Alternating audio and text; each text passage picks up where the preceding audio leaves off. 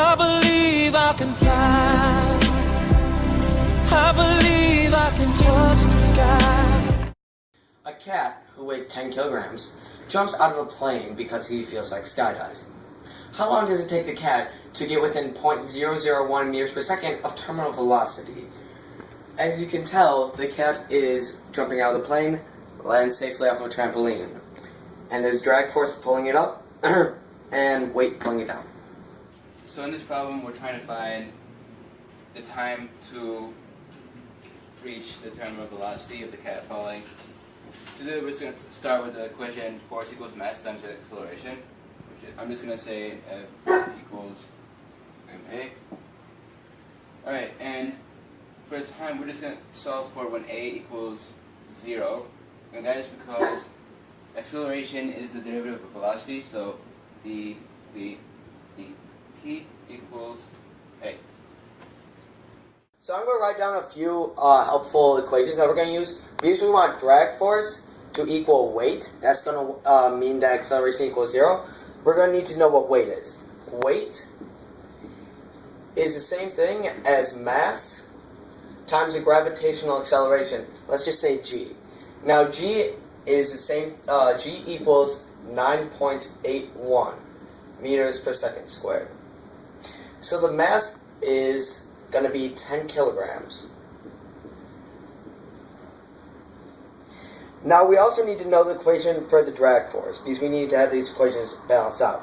So we have the drag force, let's just say D, equals 1/2 c rho area times velocity squared. So the c is the drag coefficient.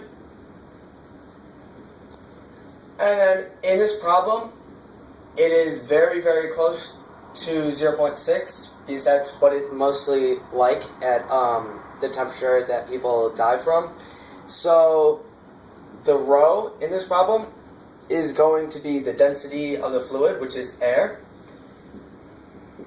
And that is going to be 1.204 kilograms per meters cubed.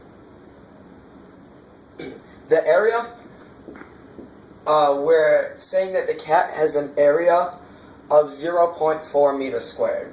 So that's just going to be area. And the v in this is just velocity. That's what we're trying to find for, so we can find the terminal velocity. So because we want these two forces to cancel out, we'll have weight minus drag force equals 0. Therefore, weight will have to equal the drag force. So we can set it all up. We can have mass times gravitational acceleration equals 1/2 c rho a v squared.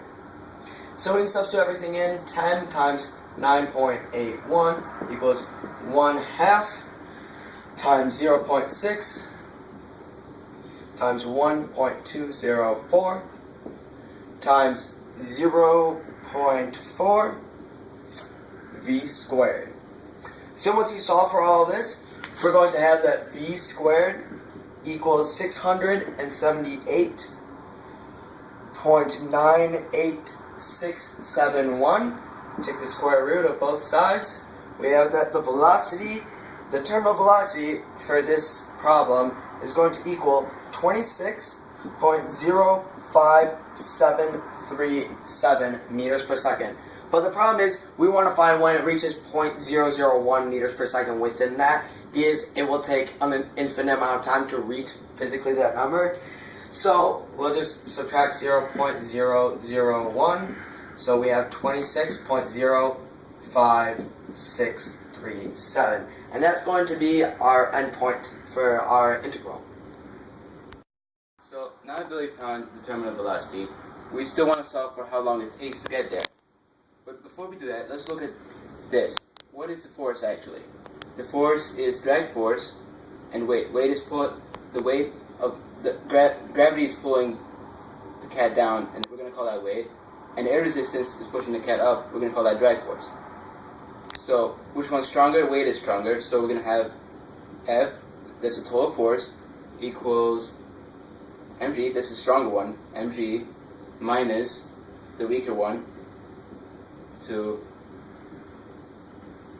we're just going to call this D since we already found it. And what is F? F equals MA, so we're just going to put in MA for that. G minus D, so we're going to make that D. And just going to divide everything by M, make it easier, because we want to know when this is 0. So it's going to have A equals G, it's an A, minus D over M. What is A again? A is dV dt, derivative of c equals acceleration.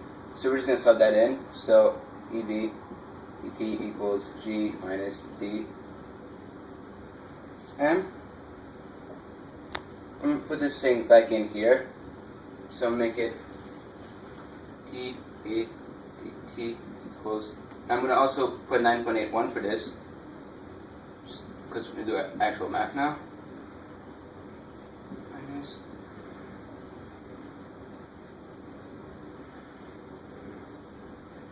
I'm just going to erase this.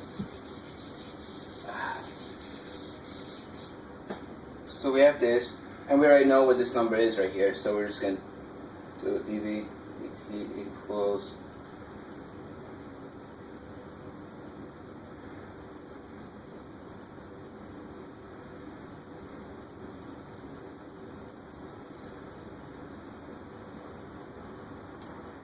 So we got the equation dV dt equals 9.81 minus that.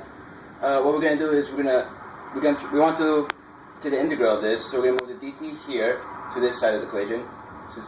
And we're going to move this whole thing over here under the dv, because we want the v's to be together, dv and v squared.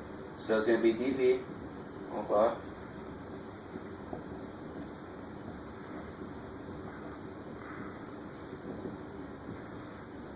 okay, now that we have that, we're just going to take the integral of it. And here's the bounds are going to be 0 to t. Okay, and here the bounds are going to be 0 to 0.01 away from the terminal velocity. And that's what it is right here. So we're just going to put that there. Basically, we just put this in the calculator to save up some time. This is going to be t equals 14.42. This is the time it takes the cat to reach 0.001 away from the terminal velocity. And it's pretty much going to stay like this the entire time until it hits the trampoline and bounces off. I think about it every night and day. Spread my wings and fly away. I believe I can soar.